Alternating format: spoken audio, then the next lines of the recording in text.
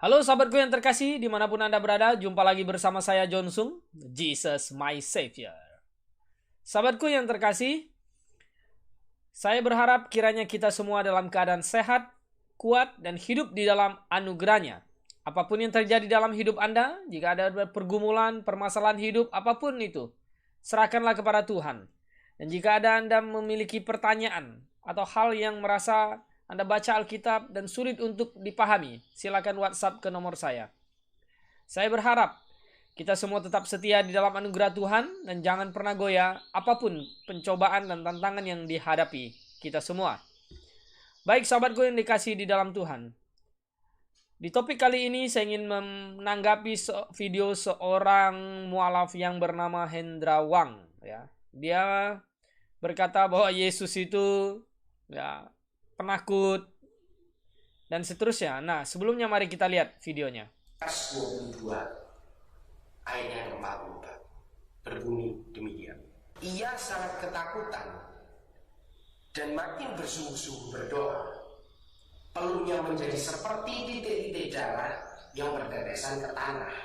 Di dalam ayat ini kita dapat melihat sebenarnya bahwa Yesus sangat jelas sekali dan dia mengakui secara polos bahwa ia sendiri sangat ketakutan pada saat musibah yang akan menimpanya, pada saat ia dikejar oleh pasukan Romawi pada saat itu, dan akhirnya dia pun bersembunyi di Taman Getsemani, dan akhirnya di dalam ayat Alkitab ini, di dalam Injil. Nah, saya tanggapi dulu bahwa apa yang dikatakan oleh Hendra Wang ini bahwa dia bisa jadi mualaf, dia bisa jadi pindah agama katanya, karena dia membaca bahwa Yesus itu ketakutan, penakut, sembunyi di Getsemani, begitu.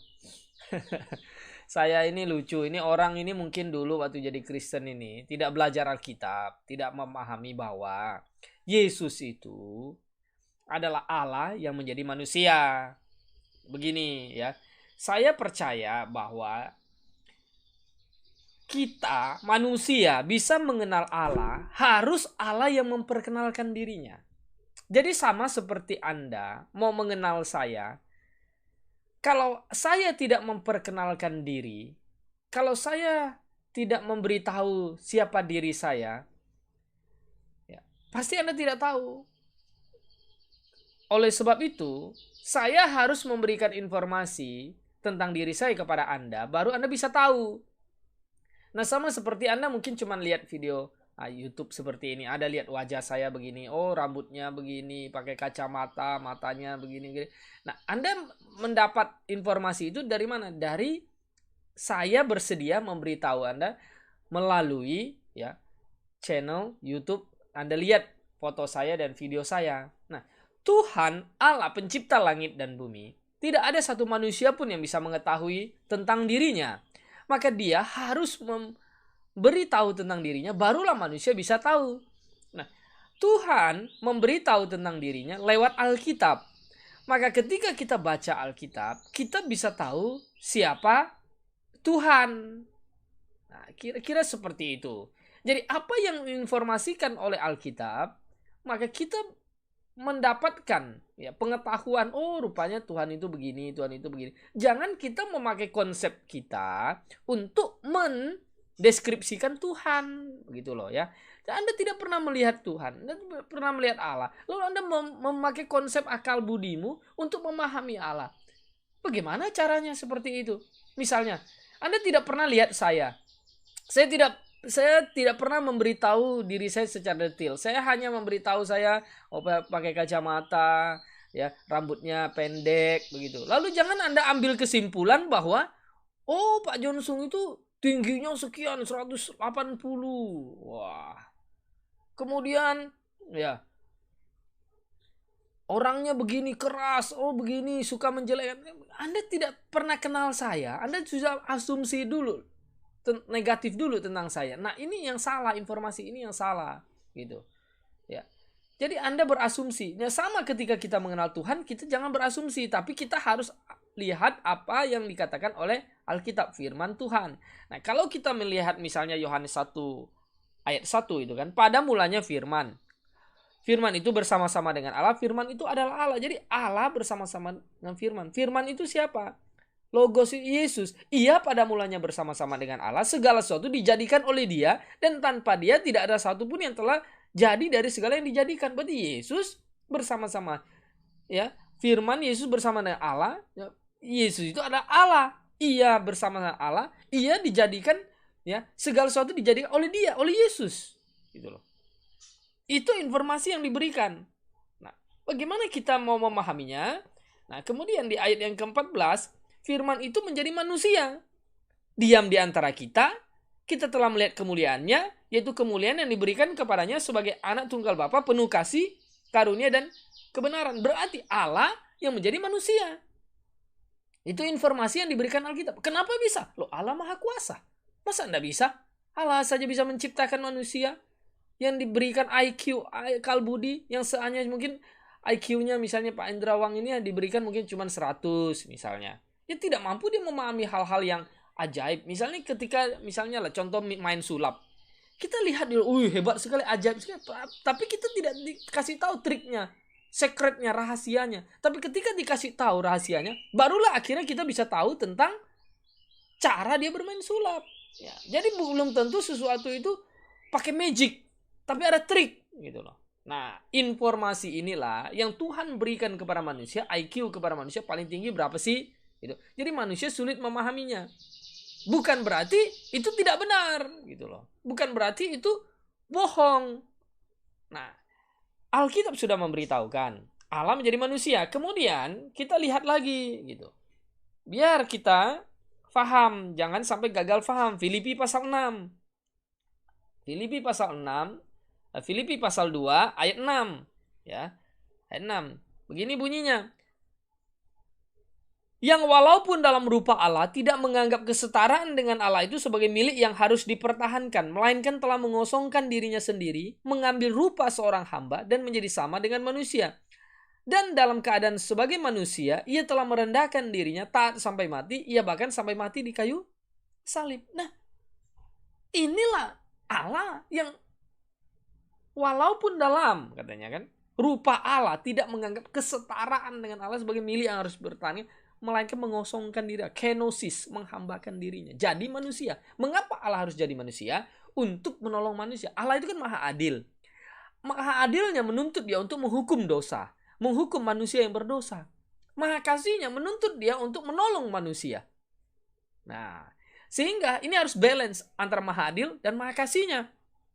Maka itu dia turun jadi manusia. Menunjukkan kasihnya begitu besar kepada manusia. Dia menuntut harus menghukum dosa. Nah, dirinya sebagai pengganti untuk menghukum dosa jadi manusia. Yesus bisa lapar, bisa haus. Iya, karena dia manusia. Dia jadi manusia. Ya, dia bisa bersedih, dia bisa berduka. Maka ini menunjukkan bahwa Allah yang kita sembah, Allah yang Kristen sembah itu adalah Tuhan yang kepribadian, bukan zat. Zat itu apa? Zat cair, zat padat, atau apa gitu. Kok zat itu bisa berkuasa? Zat itu bisa bersedih? Zat itu bisa mengasihi? Tidak bisa. Nah, itu lebih parah lagi kalau kita menyembah kepada prinsip faham Allah itu zat gitu. Allah itu apa? Zat cair, gas. Kok dia bisa berkuasa? Kok dia bisa mengasihi? Ah, ini lebih parah lagi. Nah, Allah di dalam Kristen, Allah itu roh, kepribadian, berpribadi gitu. Nah, ini yang harus dipahami. Ya. Tuhan, ya, dikatakan takut. Oke, coba misalnya kita buka, ya. Lukas 22. Lukas 22. Di dalam Alkitab itu sudah penuh dengan ayat bagaimana Yesus bisa ada melarikan diri, sembunyilah di Getsemani lah, apalah. Ini kan konyol sekali gitu loh.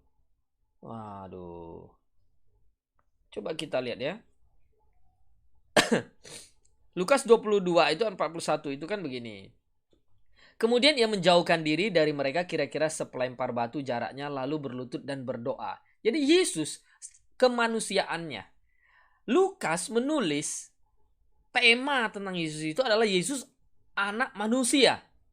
Maka semua ya, yang dituliskan oleh Lukas itu menunjukkan bagaimana proses kelahirannya, kemanusiaannya semua. Jadi temanya itu adalah Yesus sebagai manusia. Memang Yesus datang sebagai manusia.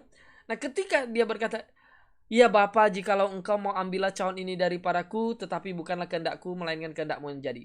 Yesus berdoa kepada Bapa. Dia menunjukkan kemanusiaannya. Dia sebagai manusianya. Jadi Allah yang menjadi manusia. Maka seorang malaikat dari langit menampakkan diri kepadanya untuk memberi kekuatan kepadanya. Nah, ayat 44. Ia sangat ketakutan, makin bersungguh-sungguh berdoa. Peluhnya menjadi seperti titik darah yang berteteskan ke tanah. Begini, kalau di dalam bahasa King James-nya, saya bacakan. And being in a glory, he prayed more earnestly. And his sweat was as it were great drops of blood falling down to the ground. Di sini tidak diterjemahkan ketakutan, tetapi agony, kesakitan, gitu. Jadi ada sebuah kondisi Yesus, ya Allah, dia maha tahu, dia tahu apa yang akan dialami, dia akan disiksa. Seperti yang dinubuatkan di dalam kitab Yesaya 53, gitu loh. Maka dia mengalami sebuah kemahatauannya, merasa sakit bahwa nanti akan disiksa. Ini adalah menunjukkan dia adalah manusia. Dia bisa sakit, dia bisa lapar, dia bisa haus. Kalau ketakutan udah kabur. Bagaimana cara ini melihat Alkitab ini, Bapak ini ya? Nah, jadi kalau kita ini lihat Yesaya pasal 53, dia ini menggenapi ya, apa yang dituliskan. Nah, kalau Yesaya 53 kita gini. Siapakah yang percaya kepada berita yang kami dengar, dan kepada siapakah tangan kekuasaan Tuhan dinyatakan? Sebab paruh ia tumbuh di hadapan Tuhan sebagai tunas di tanah kering. Ia tidak tampan, semaraknya pun tidak, sehingga kita memandang dia, dan rupa pun tidak, sehingga kita menginginkannya. Ia dihina dan dihindari orang, seorang yang penuh kesengsaraan dan biasa menderita kesakitan. Ia sangat dihina, sehingga orang menutup mukanya terhadap dia. Dan bagi kita pun dia tidak masuk hitungan. Tetapi sesungguhnya penyakit kita lah yang ditanggungnya, kesengsaraan kita lah yang dipikulnya. Padahal kita mengira dia kena tulah, dipukul dan ditindas Allah. Ya. Tetapi ia tertikam oleh karena pemberontakan kita, dia diremukkan oleh karena kejahatan kita. Ganjaran yang mendatangkan keselamatan bagi kita ditimpakan kepadanya, dan oleh bilur-bilurnya kita menjadi sembuh. Ya. Kita sekalian sesat seperti domba, masing-masing kita mengambil jalannya sendiri, tapi Tuhan menimpakan kepada kejahatan kita sekalian. Dia dianiaya, tetapi dia membiarkan dirinya ditindas dan tidak membuka bulunya seperti anak domba yang dibawa ke pembantaian. Bagaimana kalau bilang Yesus ketakutan gitu? Lari kabur? Tidak. Justru ketika Yesus berdoa itu dia mengalami sampai pergumulan yang berat. Keringatnya seperti darah. Ya. Ada sebuah kesakitan yang dia melihat. Sebuah proses penyelamatan, penderitaan yang akan dia alami. Dia akan dipaku, disalib, diludah, ditombak lambungnya. Itu dia membayangkan semua itu, melihat semua itu karena dia maha tahu. Dia tidak takut, dia tidak kabur kok. Coba kalau kita lihat Matius, apa yang terjadi gitu loh. Ya. Apakah dia kabur? Kan tidak. Ya, misalnya Matius Matius pasal yang ke-26, 26 ya. Ayat 51. 51. 51. Oke, kita lihat di sini. Dikatakan begini, tetapi seorang dari mereka menyertai Yesus mengulurkan tangannya, menghunus pedangnya dan menetakkan ya kepada hamba imam besar sehingga putus telinganya. Ini maksudnya ketika waktu proses mau menangkap, semuanya bawa pentungan, bawa apa. Nah, lalu Petrus ambil, potong telinganya sih. Itu apa, imam besar itu namanya Malkus. Nah, namanya Malkus. Kemudian ya Yesus berkata, masukkan pedang itu kembali ke dalam sarung. Sebab barang siapa menggunakan pedang, ia akan binasa oleh pedang. Atau kau sangka bahwa aku tidak dapat bersuruh kepada Bapakku supaya segera mengirim lebih dari 12 pasukan malaikat membantu aku? Jika begitu bagaimanakah akan digenapi yang tertulis dalam kitab suci yang mengatakan bahwa harus terjadi demikian. Nah, ya. Itu kan sudah dinubuatkan bahwa harus terjadi demikian. Jadi bukan takut, Pak. Coba dengarkan lagi lah videonya. Kasih diterangkan bahwa sebenarnya Yesus sangat ketakutan, di dalam menghadapi pencobaan ini. Pada saat itu saya berpikir bahwa seharusnya Yesus itu harusnya bersyukur. Dia tidak seharusnya sebagai sosok atau mungkin yang seperti diakui oleh umat Kristen itu sendiri adalah Tuhan, bahwa dia menunjukkan bahwa mental yang dia tunjukkan kepada umatnya adalah sebenarnya adalah mental ketakutan. Tetapi yang ingin saya bahas di sini bahwa pada saat itu saya berpikir, kenapa ya Yesus itu takut? Kenapa Yesus itu tidak menunjukkan bahwa seharusnya dia itu berani menghadapi semua kenyataan ini? Bodoh sekali ini orang mualaf ini. Jelas-jelas Yesus mengalami sebuah kenyataan ini, fakta ini, dan dihadapi dia tidak lari. Coba kita lihat di dalam Yohanes pasal 18. Yohanes pasal 18, ya. Ketika proses penangkapan itu, ya. Di sini Yohanes 18 ayat 3. Maka datanglah Yudas juga di situ dan sepasukan prajurit dan penjaga-penjaga bait Allah yang disuruh oleh imam-imam kepala dan orang-orang Farisi lengkap dengan lentera, suku dan senjata.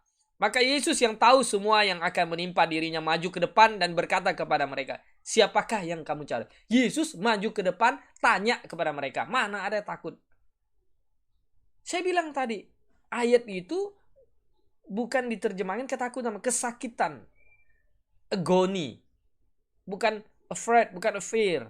Aduh, ini Bapak ini sangat kacau sekali. Ya. Jadi kemudian dikatakan di sini, maka Yesus yang tahu semua akan menimpa dirinya. Lihat, dia tahu semuanya akan menimpa dirinya proses. Jadi dia berdoa pada waktu itu, dia secara kemanusiaannya dia mengalami kesakitan, rasa membayangkan apa yang akan dialami. Nah, maju ke depan dan berkata kepada siapa yang kamu cari. Yesus tidak takut, dia maju ke depan. Dia tanya siapa yang kamu cari. Jawab mereka, Yesus dari Nazaret. Katanya, akulah dia. Ini aku dia. Tangkap. Ini bodoh sekali ini orang. Takut. Nah, Yudas yang mengkhianati dia berdiri juga di situ bersama mereka. Ketika ia berkata kepada mereka, akulah dia. Mundurlah mereka dan jatuh ke tanah. Lihat, akulah dia. Kalian cari siapa? Yesus dari sana. Akulah dia. Langsung mereka jatuh ke tanah rebah. Bagaimana bisa dibilang Yesus takut? Penuh ketakutan. Ini kan konyol sekali. Coba sekarang saya misalnya gitu, baca satu informasi, langsung ambil kesimpulan dengan asumsi yang negatif. Karena otakmu itu sudah penuh kebencian dan negatif. Ya. Makanya kamu tidak lihat ayat-ayat yang lain.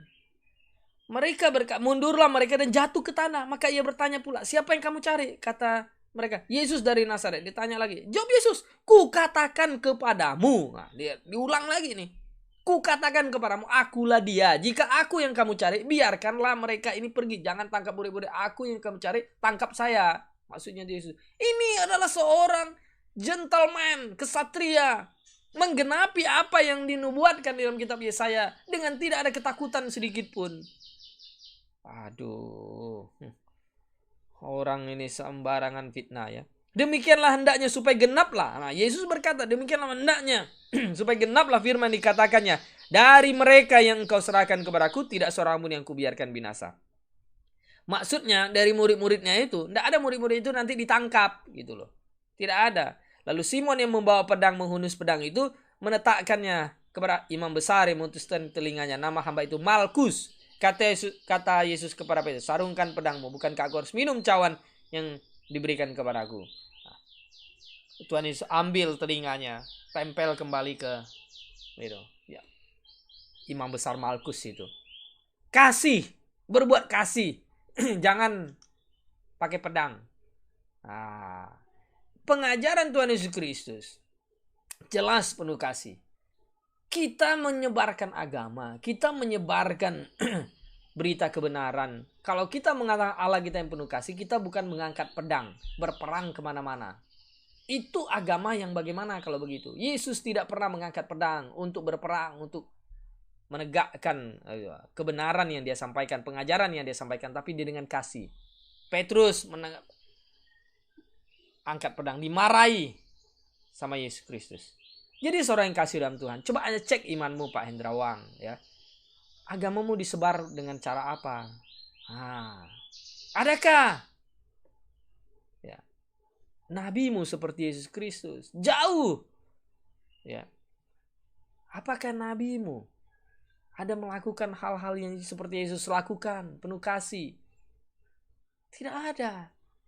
Jadi sahabatku dimanapun Anda berada, ya.